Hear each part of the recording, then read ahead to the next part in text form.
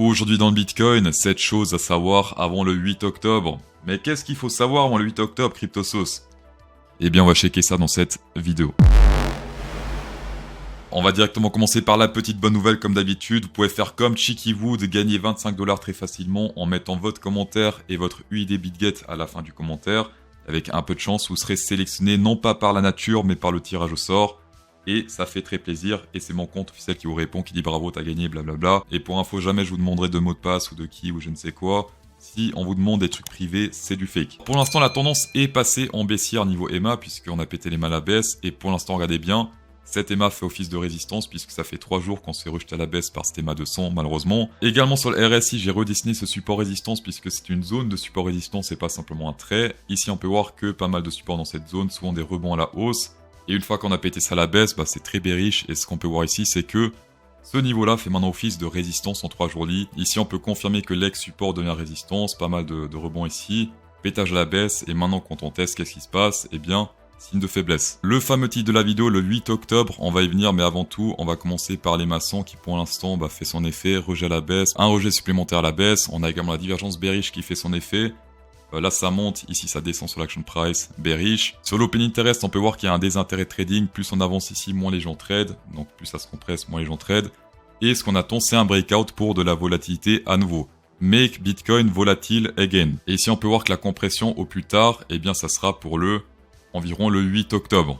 Titre de la vidéo 8 octobre, soit breakout à la hausse, soit breakout à la baisse. Le stablecoin supply ratio qui annonce des shorts qui sont plutôt intéressants à prendre ici sur le stochastique RSI. Souvent quand on est en surachat, alors c'est la zone nord mais on peut également appeler surachat, et bien quand ça réintègre cette zone rouge, donc la zone sous les 80 ici sur le RSI, et bien c'est plutôt intéressant pour shorter. Fallait shorter, ensuite on s'est pété la gueule, là c'était le seul qui marchait pas très bien, ici il fallait shorter, ici il fallait shorter, et une fois plus depuis cette zone là, donc depuis les 30 000, on réintègre cette zone de short sous les 80, donc une fois plus attention les boules puisque historiquement, on a quoi? On a un échec où ça n'a pas très bien marché. Les backtests sont concluants sur le stablecoin supply ratio. Petit rappel sur EIP CPU indicator. Lors de la dernière vidéo, on a checké ici cet indicateur buy qui s'est affiché. Et depuis, on n'a pas fait de plus bas creux. On a même fait quelques profits à la hausse. Alors, est-ce que c'est fini? Parce que historiquement, les mouvements qu'il a annoncés sont plutôt importants. Ici, on a eu un sell, un buy, un sell, etc. Et pour l'instant, il galère un peu, mais toujours pas de stop loss. Voilà, donc reste à voir peut-être sur du court terme, un peu bullish sur le Bitcoin. On peut très bien être bullish en 4 hour candle et bearish en plus grand time frame. Pour ceux qui veulent tester CPO, 5% de rabais avec CryptoSauce 5 au vent en description. Niveau whale plankton, pour l'instant, les whales sont toujours pas du tout chauds à acheter. Ils sont toujours en mode exit scam le marché. Les dauphins également vendent un petit peu, mais sans plus. Ils sont toujours plutôt bullish, les dauphins.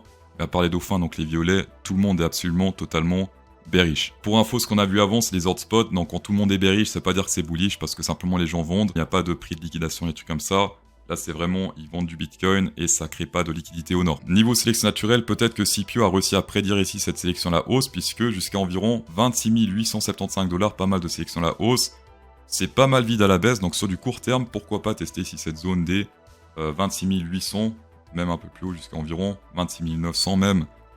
C'est plutôt intéressant, donc pas mal de gens qui ont shorté ici, qui ont des stop loss dans cette zone, ou des prix de liquidation. Le marché aime bien piéger les gens. Au en description, vous avez le choix entre 4 exchanges pour avoir des gros avantages. Chaque exchange a ses propres avantages par rapport aux autres.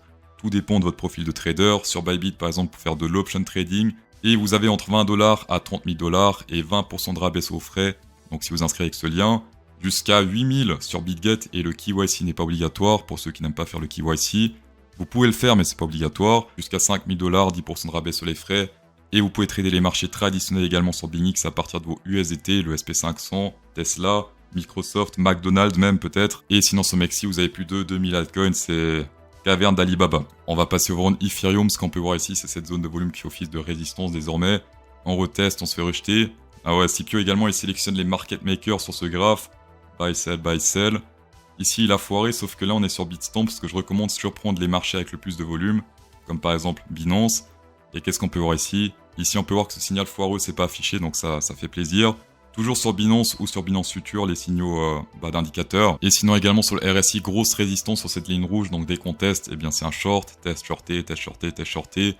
Ici, test shorté, et si on reteste, hop, signe de faiblesse, divergence bearish, etc. Short. On va passer au round SP500 pour l'instant sans surprise. Une chose assez dur qui est en train de se produire, c'est le pétage de ce support ici du range ascendant. Depuis plus ou moins octobre 2022, donc bientôt un an, on est en train de monter en tendance haussière et en ce moment même, on est en train de péter ce range à la baisse. Également sur la RSI, regardez ce support qui est en train de se faire péter à la baisse en journée. Sur la chaîne CryptoSo, c'est dans cette zone-là qu'on a pris nos profits, personnellement des Amazon. Simplement, mon erreur, c'est quoi? C'est que je me suis pas assez exposé au SP500, au marché traditionnel. Et si là, on retrouve des bottoms qui sont intéressants, eh bien là, je vais poser les couilles sur la table. Le dollar également continue à monter, ça c'est pas très bon pour le Bitcoin. La target que j'ai partagée, c'était lundi, n'a pas encore été atteinte. Mais peut-être bientôt, donc reste à voir. Ce qu'on attend, c'est des signes de faiblesse sur le dollar. Mais pour l'instant, très puissant. Sur du très long terme, je suis bearish sur le dollar, bien sûr. C'est pour ça que j'investis dans le Bitcoin, le silver, le gold, etc. Mais ici, sur le court terme, ce qui est sûr, c'est qu'il est plutôt déter.